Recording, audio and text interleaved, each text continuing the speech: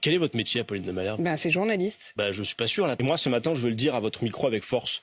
On devrait pouvoir, dans ce pays, comme responsable politique ou même comme étudiant, dire que les Palestiniens subissent depuis des années un régime d'apartheid sans être taxés d'antisémitisme. On devrait pouvoir dire, Apolline de Malherbe, on devrait pouvoir dire qu'en Cisjordanie ou à Jérusalem-Est, les Palestiniens subissent la colonisation, subissent l'occupation. On devrait pouvoir dire qu'à Gaza, les Palestiniens depuis des années subissent un blocus illégal. On doit pouvoir dire que le gouvernement de M. Netanyahou est un gouvernement d'extrême droite suprémaciste et Apolline de Malherbe, je le dis avec force, on doit pouvoir dire tout ça sans être suspecté le moins du monde d'antisémitisme. Parce qu'Apolline de Malherbe, l'antisémitisme n'est pas dans les moyens d'un insoumis, pour la raison que nous sommes contre le racisme, quelles qu'en soient ses formes, et que quiconque, juif, musulman, catholique, protestant, serait mis en cause en tant que personne pour ses convictions religieuses, nous trouverait, comme Jean-Luc Mélenchon l'a déjà dit, immédiatement à ses côtés. Et vous le dites ce matin, Adrien Quatennens, je précise d'ailleurs... Il y a 31 000 morts à Gaza, ce sont les chiffres de l'ONU, pas ceux du Hamas, contrairement à ce qu'on dit, et l'ONU a révélé hier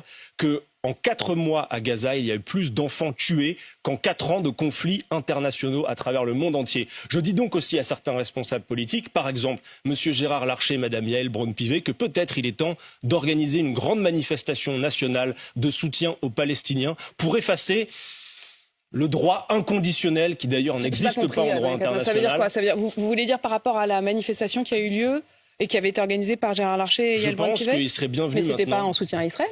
C'était une marche contre l'antisémitisme et évidemment qu'il fallait se rassembler contre l'antisémitisme. Mais tout le monde a bien compris. Et d'ailleurs, sur place, souvenez-vous, ce jour-là, BFM, vous étiez sur le terrain. Vous avez interrogé certaines des personnes qui participaient.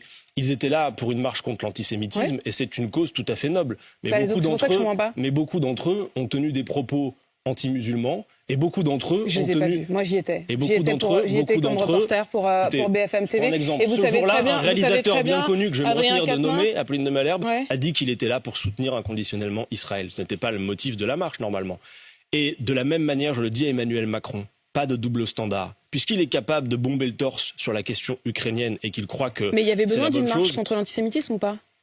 Oui, mais elle ne s'est pas faite dans les bonnes conditions, Apolline de Malherbe. Si par exemple... Il y a toujours des petites astérix. Non, il n'y a pas d'astérix. Une petite astérix avec oui, mais en fait... Vous pensez que le fait que le Rassemblement national, dans son histoire, a été fondé par des Waffen-SS, vous croyez que c'est un détail de l'histoire, vous? Pas moi. Pas du tout. Et donc je ne supporte pas l'idée qu'on réhabilite ces gens-là. Oui, mais par contre, voter pareil que hier, ça vous dérange pas du tout, quoi. Mais, quel est votre métier, Apolline de Malherbe? C'est journaliste. Je suis pas sûr, là, parce que hier, ils n'ont pas voté comme nous à l'Assemblée nationale. Non, ils ont voté.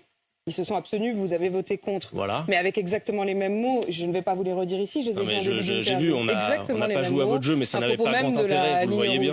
Vous le voyez bien. Justement. Non, je crois pas. C'est quand ça vous arrange, quoi. Non, c'est pas quand ça nous arrange. Nous n'avons pas de lien matériel avec Vladimir Poutine. Je vous l'ai dit, nos amis sont en prison en Russie. Donc arrêtez de faire des allégations qui, à mon avis, d'ailleurs, je le dis, ne font pas avancer le débat public, participent d'une grande confusion. Vous devriez essayer d'éclairer, pas de rendre les choses plus confuses.